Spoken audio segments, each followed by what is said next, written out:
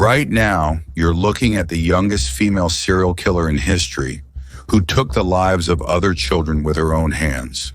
Pay attention closer, dear, because this is scary.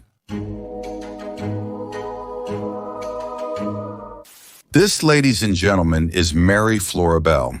She was born on May 26, 1957, in the town of Newcastle in northeastern England. And she became a different child, sadly, in what seemed to be an unfortunate family. Not long before Mary was born, her mother, Betty Bell, was only 17 years old. And she clearly wasn't thrilled about becoming a mother at that young age. From her sister's accounts, right after Mary's birth, Betty began screaming and lashing out at the medical staff. She just didn't want them to put the tiny baby in her arms.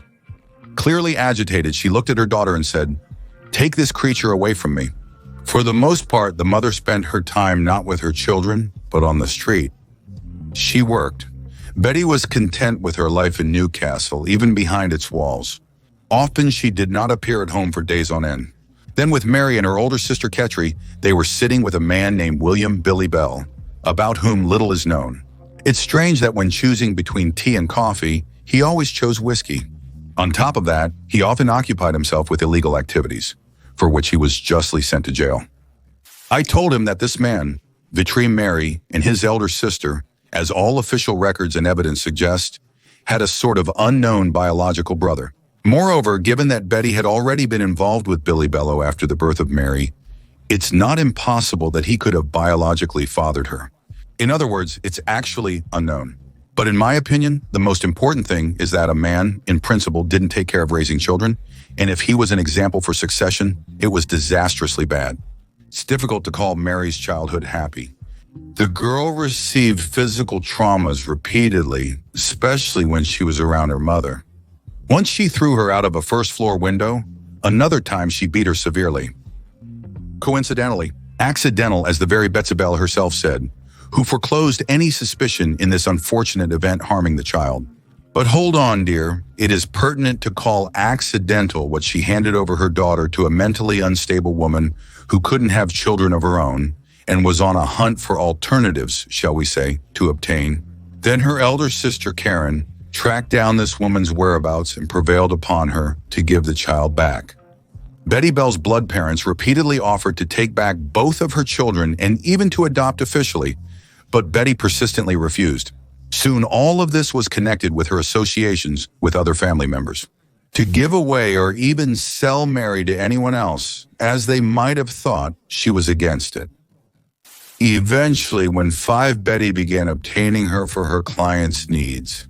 So, you have properly understood this is the mother of the year, according to the Curve Mountain Oven Cracker conversion.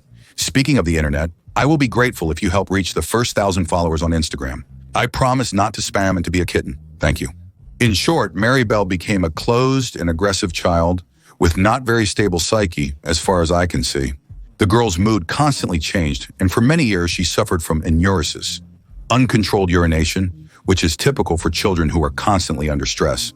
At school where Mary attended, there were practically no children who would willingly spend time in her company, but there were many of those with whom she was.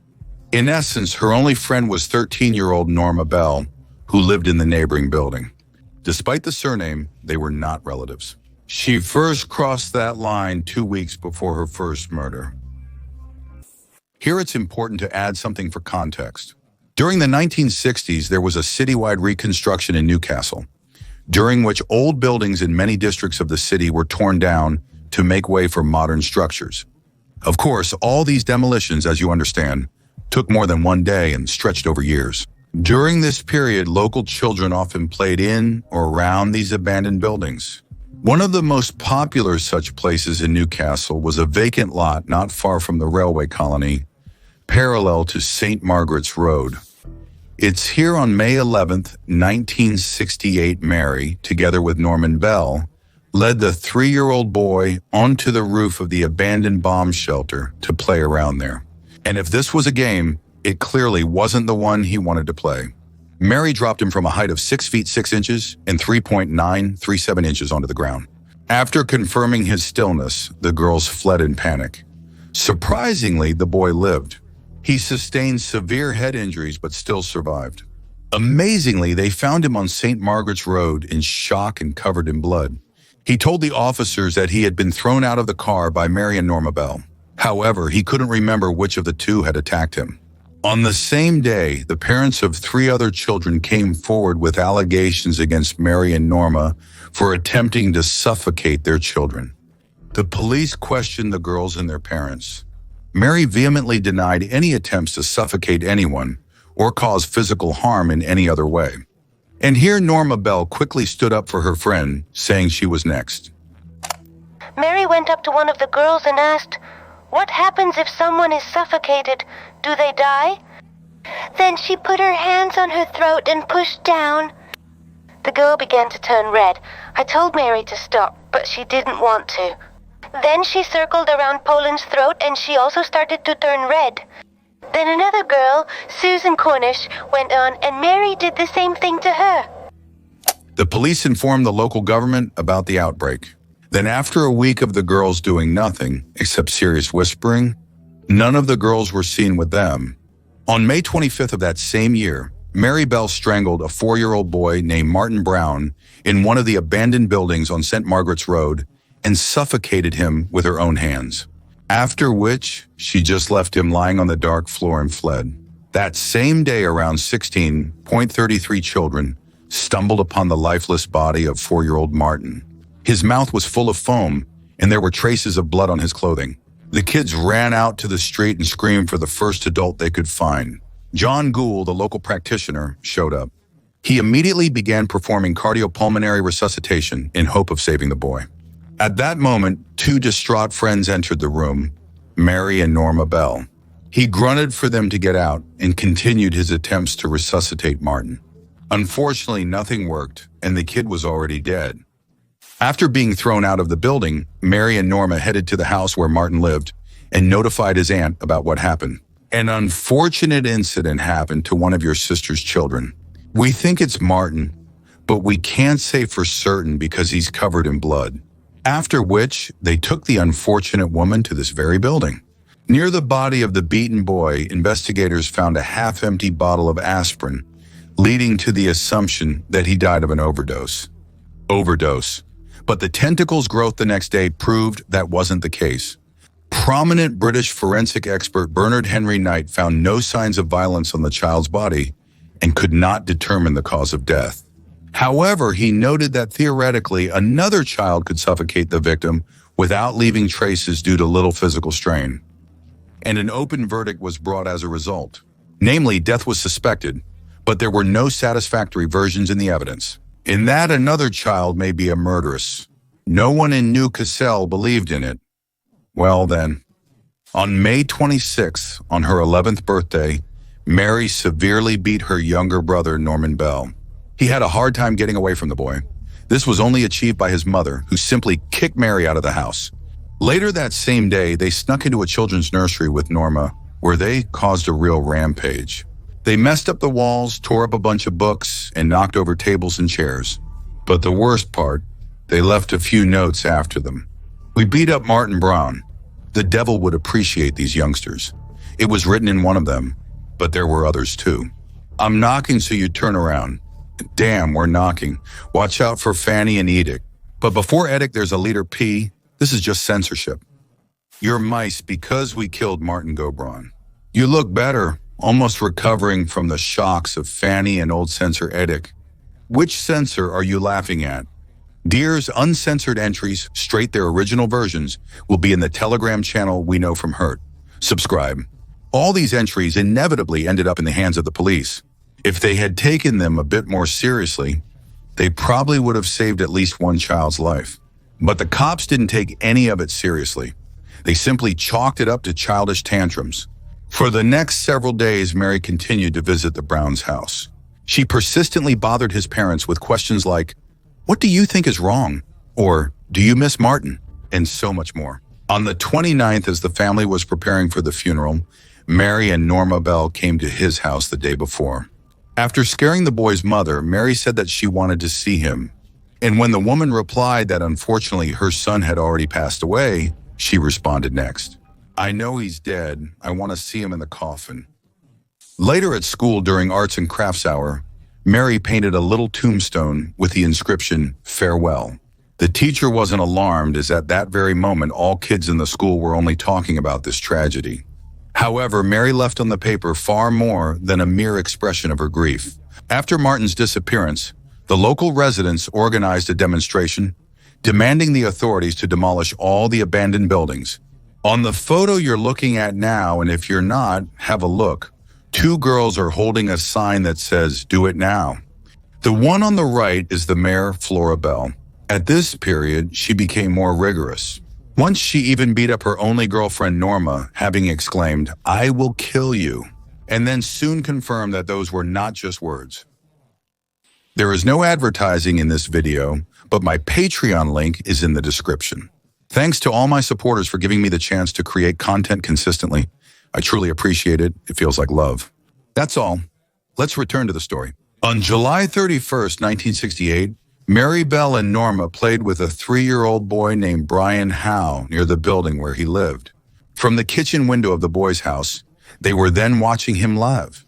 The girls persuaded Brian to play with them in a distant place, right on the waste ground near the railway, not far from the building where Mary killed Martin Brown. There, right on the street, Mary grabbed the boy and thrust one hand into his mouth while squeezing his throat with the other. Norma watched everything from all sides and didn't do anything. When Brian stopped breathing, the grieving girls just melted away. However, less than an hour later, they returned with knives. Mary carefully etched an inch medallion with the letter N, later turning it to M, her friend's initials. She also shaved off his hair, cut his feet, and severely mutilated his genitals. Brian's body was placed between concrete slabs in a wasteland, covered with grass and bushes. The killers left the knives nearby and went home. The search for Brian started just a couple of hours after his disappearance. All his relatives and neighbors joined in. The body was found that same evening at 23-10. Arriving at the scene of the crime, the policeman noticed the blue color of the lips and a few gray hairs of our victim. This time, the detectives did not abandon the version that the child was murdered. All injuries were inflicted very easily, without the use of great force. Nobody wanted the murderer to remain free, so all the police efforts were directed at this case. Over 100 detectives were assigned to the investigation, thanks to which already by August 2nd, 1,200 children were able to be interviewed. They only interviewed those who lived in the district where the bodies of the boys were found. Of all those interviewed, only 2 children stood out from the others with their behavior. You might be able to guess right away what their names are. You might even comment on this video to help more and more people, especially those who appreciate Ukrainian content, to see it. Thank you. Mary and Norma Bell were playing with Brian on the day of his death, just as they were remarkably often. Norma couldn't keep a straight face about what was happening and kept laughing. She seemed to enjoy being the center of attention. However, she cleverly evaded all the investigators' questions. She said, "I don't know, I didn't see anything," making Mary seem even more mysterious and suspicious. The testimonies of both friends were clearly unplanned and superfluous, and both friends still confirmed that they had really seen Brian the day he died, although only until dinner. Detectives felt something was off about what happened after dinner, as they had already gone home by then. And very gently, without threats, they continued to question Mary and Norma the next day. And this time, Mary told a bit more. She hinted at having seen Brian playing with an 8-year-old boy. What's more, when she was already heading home from Norma's, she noticed him giving the boy away. And later that very day, she saw even more, as the boy, legs shaking, tried to scrape off the cat's hiss. More than that, the boy was steeped in marks and scratches. He looked wrecked. End of the quote. I saw how he tried to use the scissors to cut the cat's tail off, but something was terribly wrong with him. Part of the scissors was either bent or broken. Shortly after that statement, the man handling the matter, James Dobson, realized that Mary Bell was absolutely crucial to Brian Howe's murder case. No one knew about the scissors except the police and the killer. Moreover, the boy whom Mary was seen with Brian that day was at the local airport, which was confirmed by many people. Although there was no direct evidence implicating Mary as Brian's killer, the investigation began to fall into place on its own by September 4th, despite the lack of it. On that day, Norma Bell decided to tackle the same thing that her friend Mary did and tell everyone about it. They, in turn, requested the investigator to come home, saying that their daughter wanted to make a statement regarding Brian Howe's death. Dobson immediately went to the Bells' house, respectfully directed his attention to Norma and gently asked her to tell everything that she knows. And the girl confessed that she was present on the wasteland at the time when Mary strangled Brian with her own hands. More than that, she added that Mary shared with her that she quite enjoyed the act of killing. At the crime scene, Norma precisely indicated where Brian's body was lying and where the knives that Mary used to carve him were thrown. Nobody could possibly know this except the detectives, perpetrators of the crime, or witnesses. The following day, September 5th, James Dobson came to Mary Bell's house and questioned her again about the events of July 31st. This time, the girl was very upset. She constantly cried during the statement and fiercely stated, "You are trying to confuse me. I am hiring a lawyer to get me out of this." The investigation continued. On September 7th, 1968, over 200 people came to say goodbye to little Brian Howe. Among them was his lead investigator, Mr. Dobson, and 11-year-old Mary Bell. Dobson never took his eyes off Mary, who was standing front row near the Gow's residence. When they hit him with a cudgel with a little button, the man barely fainted. That's what he was afraid of. Mary stood smiling and wiping her hands. I thought, my God, I must warn her. She still commits one crime. That same evening, Norma and Mary Bell were charged with the murder of Brian Howe. Hearing this, Mary claimed, "It's mine." She also confirmed that she was indeed present at the murder of the little boy, but Norma was the one who killed him. She also claimed that the same smells from Norma could satisfy any cravings for flesh.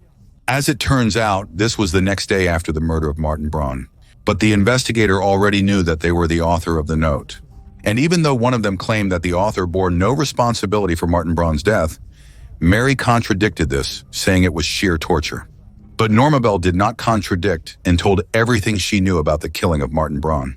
Later forensic medical examinations showed that the hair fibers match exactly with those found on the bodies of both victims. Who exactly was the girl murderer, or possibly two murderers, was unknown. The results of a psychological examination showed that Norma Bell has an intellectual delay in development, but in addition to that, she is an overly spoiled child. But here, 4 different psychiatrists gave Mary Bell the same diagnosis: psychopathic personality disorder. Remarkably, on the December 17, 1968, after a 9-day trial, Norma Bell was acquitted and all charges against her were dismissed. However, Mary Bell was only cleared of the intentional killing, but found guilty of the notorious manslaughter of both boys. She received a sentence of detention at Her Majesty's pleasure, which is an indeterminate sentence. In conclusion, the young woman served 11.5 years in jail and was released in 1980 at the age of 23. She was granted the right to full anonymity and began a new life under a new name in a new place. And within 4 years, she gave birth to a daughter who, seemingly, knew nothing about her mother's past. Well, until 1998, that's when she found out. Journalists found Mary Bell and started unduly prying into her family's life, after which she changed her name again and moved to another part of the country. Mary Bell is 65 years old now. It's chilling to think anyone looking at her, playing with her grandchildren, could possibly know what she did to her peers when she was a child. I wonder if anyone could guess what was done by Mary herself when she was just a child. If you've watched the entire video, you're the best. I appreciate you taking the time for me. Take care of yourselves and your loved ones. You were with Vusania. See you next week. In the meantime, check out these cool videos. Bye.